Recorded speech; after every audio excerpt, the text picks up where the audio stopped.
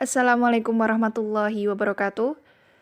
Kami akan mempresentasikan materi tentang karakteristik perkembangan peserta didik usia sekolah dasar, yaitu perkembangan psikoseksual, psikososial, dan emosi, dengan beranggotakan 1. Lailatul Anggraini, 2. Rahmania Mainawati, ketiga Dayun Saputris. Kepada presentator, waktu dan tempat dipersilahkan. Selanjutnya yaitu pendidikan seksual. Pendidikan seksual adalah suatu informasi mengenai persoalan seksualitas manusia yang jelas dan benar yang meliputi proses terjadinya pembuahan, kehamilan sampai kelahiran, tingkah laku seksual, hubungan seksual, dan aspek-aspek kesehatan, kejiwaan, dan kemasyarakatan. Masalah pendidikan seksual yang diberikan sepatutnya berkaitan dengan norma-norma yang berlaku di masyarakat, apa yang dilarang, apa yang dilazimkan, dan bagaimana melakukannya tanpa melanggar aturan-aturan yang berlaku di masyarakat. Dalam ajaran Islam, pendidikan seks diajarkan dengan sangat bijaksana sesuai dengan tumbuh kembang anak sehingga tidak terkesan vulgar atau menjurus pada arah pornografi maupun pornoaksi. Pada anak usia ini diawali dengan mengenalkan perbedaan kelamin laki-laki dan perempuan, pengetahuan siapa yang dapat dan tidak dapat menyentuh hal-hal yang vital pada diri anak, kemudian pengetahuan yang dikonkretkan dengan memberikan pakaian anak, mana bagian yang terlihat dan mana yang harus tertutupi. Pengertian perkembangan psikoseksual. Menurut teori dari Sigmund Freud, psikoseksual ialah sebuah tahapan-tahapan dalam diri anak atau seseorang yang berhubungan dengan kenikmatan seksual. Menurut Freud, energi psikoseksual atau yang disebut dengan libido berperan penting dalam mendorong di belakang perilaku.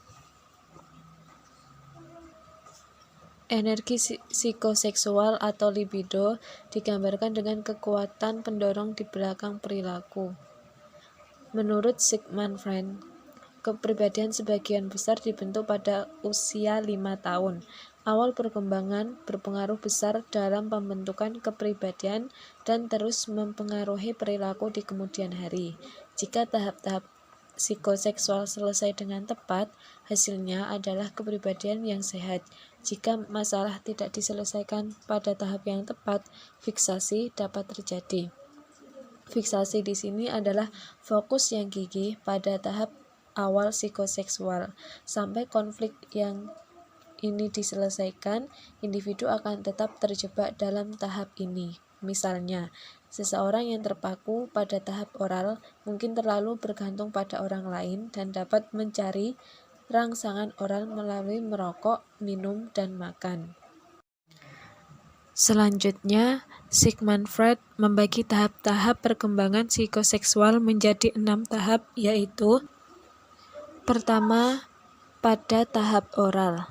Sumber utama bayi, interaksi terjadi melalui mulut, sehingga refleks mengisap adalah sangat penting. Mulut sangat penting untuk makan bagi bayi yang memicu kesenangan dari rangsangan oral melalui kegiatan memuaskan seperti mencicipi dan mengisap. Karena bayi sepenuhnya tergantung pada pengasuh yang bertanggung jawab untuk memberi makan anak, bayi juga mengembangkan rasa kepercayaan dan kenyamanan melalui stimulasi oral. Kedua, fase anal. Pada tahap anal, Freud percaya bahwa fokus utama dari libido adalah pada pengendalian kandung kemih dan buang air besar. Konflik utama pada tahap ini adalah pelatihan toilet. Anak harus belajar untuk mengendalikan kebutuhan tubuhnya. Mengembangkan kontrol ini menyebabkan rasa prestasi dan kemandirian pada anak.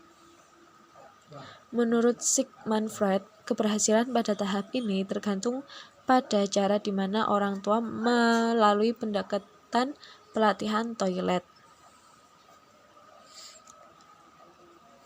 Ketiga, yaitu fase pelik. Pada tahap ini, fokus utama dari libido adalah pada alat kelamin. Anak-anak juga menemukan perbedaan antara pria dan wanita.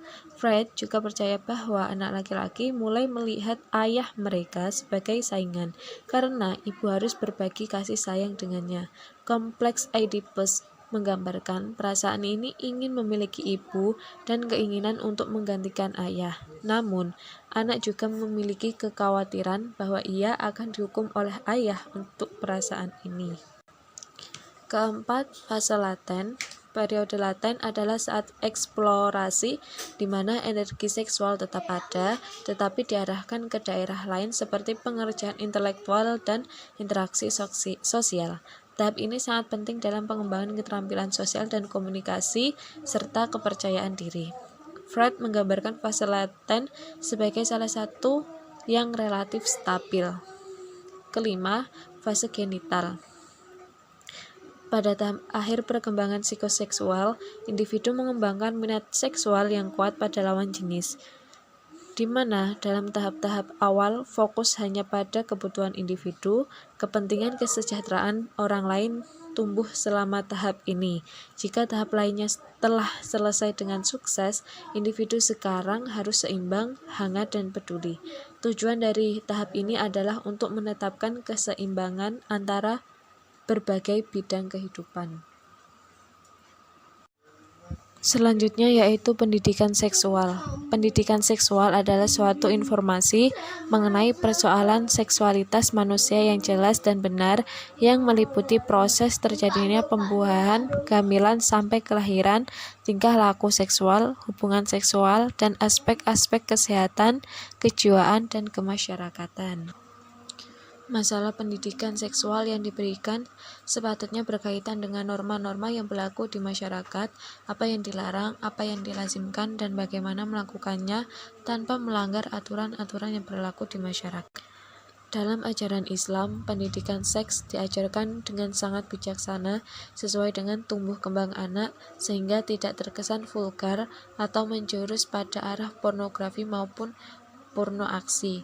Pada anak usia dini diawali dengan mengenalkan perbedaan kelamin laki-laki dan perempuan, pengetahuan siapa yang dapat dan tidak dapat menyentuh hal-hal yang vital pada diri anak, kemudian pengetahuan yang dikonkretkan dengan memberikan pakaian anak, mana bagian yang terlihat dan mana yang harus tertutupi. Selanjutnya ada perkembangan psikososial. Pengertian perkembangan psikososial. Psikososial adalah suatu kondisi yang terjadi pada individu yang mencangkup aspek psikis dan sosial atau sebaliknya. Psikososial menunjuk pada hubungan yang dinamis atau faktor psikis atau sosial yang saling berinteraksi dan mempengaruhi satu sama lain. Psikososial sendiri berasal dari berinteraksi dan mempengaruhi satu sama lain. Kata psiko mengacu pada aspek psikologis dari individu, pikiran, perasaan, dan perilaku. Sedangkan sosial mengacu pada hubungan eksternal individu dengan orang-orang sekitarnya. Jadi, perkembangan psikososial adalah perubahan yang terjadi pada kepribadian, emosi, serta hubungan sosial. Selanjutnya ada tahap perkembangan psikososial. Menurut Erikson, perkembangan selalu berubah berdasarkan pengalaman dan informasi baru yang kita dapatkan dalam berinteraksi dengan orang lain. Erikson memaparkan teorinya melalui konsep polaritas yang bertingkat atau bertahap. Tahapan perkembangan psikososial menurut Erik Erikson terdapat 8 fase. Yang pertama, fase bayi, yang dimulai dari umur 0 sampai 18 bulan. Di mana pada tahap ini berperan besar dalam menentukan apakah dia akan mudah percaya atau curiga kepada orang lain. Orang yang paling berperan penting pada fase ini adalah ibu atau orang lain yang berperan sebagai ibu. Yang kedua, terdapat fase kanak-kanak yang dimulai dari umur 18 bulan sampai 3 tahun. Fase ini banyak menentukan rasa percaya diri dari sang anak saat beranjak dewasa nanti. Pada fase ini, sosok yang paling berperan penting adalah kedua orang tua atau sosok yang dianggap orang tua. Yang ketiga, Terdapat fase awal anak kecil yang dimulai dari umur 3-5 tahun. Pada fase ini, anak-anak cenderung merasa bersalah dan minder yang diekspresikan dengan menjauhi kelompok atau menangis. Dan yang keempat, ada fase anak kecil, dimulai dari umur 5-13 tahun. Fase ini sang anak cenderung lebih aktif secara fisik dan lebih kompetitif sehingga mereka lebih menyukai aktivitas yang bersifat kompetitif seperti olahraga, game, dan lain-lain. Namun, perlu berhati-hati karena pada fase ini sang anak akan sangat aktif dan sangat marah jika ada pembatasan. Di sini orang tua harus bijak dalam mengatur aktivitas sang anak. Yang kelima ada fase remaja, dimulai dari umur 13 tahun sampai 21 tahun. Pada fase ini, mereka sedang berusaha mencari jati diri dan memiliki emosi yang tidak stabil. Yang keenam ada fase dewasa, yang dari umur 21 tahun sampai 40 tahun. Fase ini biasanya berhubungan dengan lawan jenisnya, seperti takut jika bercerai atau putus. Tidak hanya mencari pasangan, di fase ini orang tersebut juga sibuk membangun karir dan mencapai tujuan hidupnya. Yang ketujuh ada fase paruh baya, dimulai dari umur 40 sampai 60 tahun. Fase ini umumnya adalah sibuk membuat ide untuk generasi masa depan dan mencapai tujuan hidupnya. Yang kedelapan ada fase lansia, lebih dari 60 tahun. Fase lansia ini aktivitas utama yang paling disenangi adalah berbagi pengalaman sehingga mereka akan sangat senang jika ada teman bicara. Sedangkan hal yang paling membuatnya stres adalah perasaan tidak berguna lagi oleh orang-orang yang di sekelilingnya. Selanjutnya yaitu perkembangan emosi. Pengertian perkembangan emosi. Emosi berasal dari kata emotus atau emover yang berarti sesuatu yang mendorong terhadap sesuatu. Misalnya, emosi gembira mendorong untuk tertawa. Emosi sedih mendorong untuk menangis.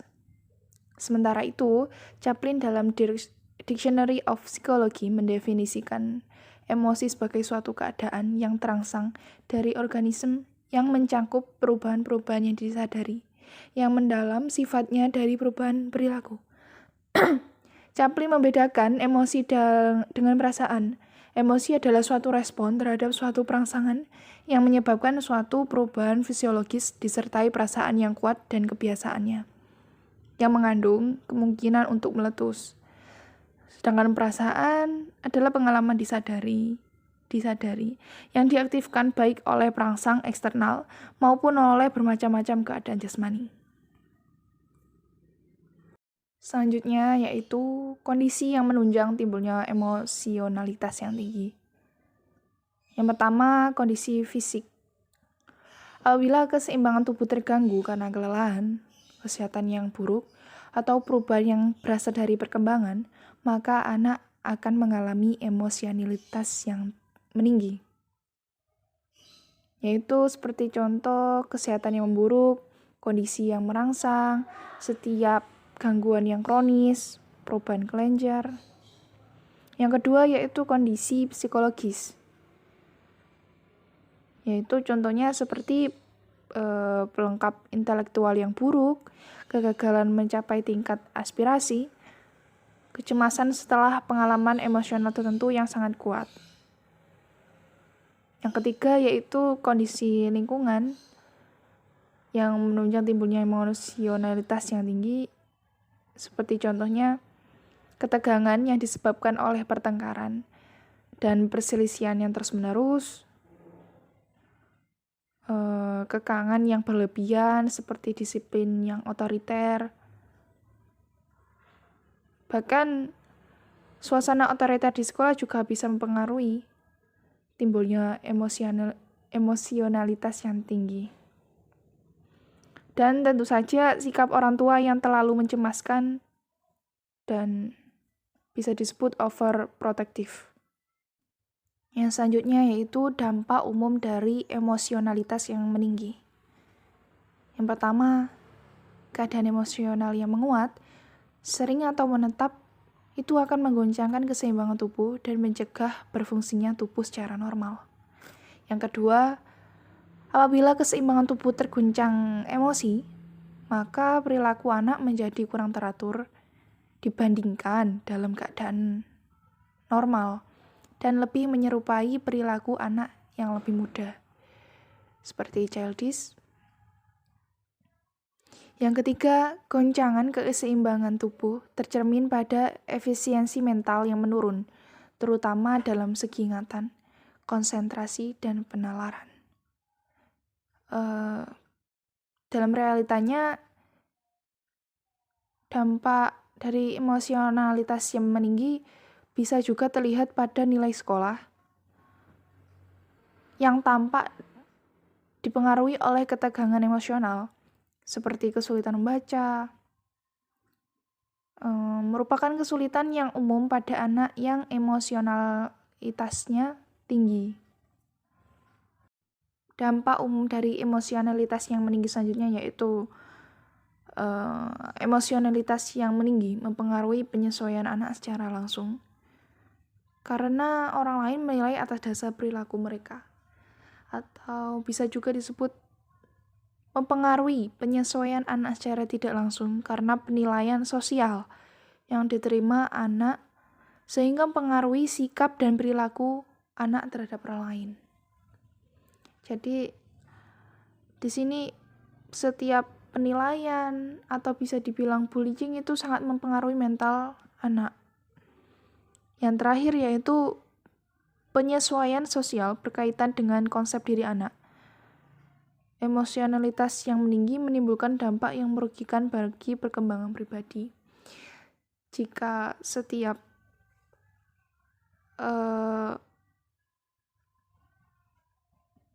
penilaian orang lain berdampak pada mental anak, itu akan mempengaruhi pribadinya sehingga akan merugikan bagi anak tersebut. Baik, terima kasih atas perhatiannya. Jika ada pertanyaan maupun sanggahan dari kelompok kami, bisa dilanjutkan di sesi presentasi selanjutnya, yaitu sesi tanya jawab. Terima kasih. Wassalamualaikum warahmatullahi wabarakatuh.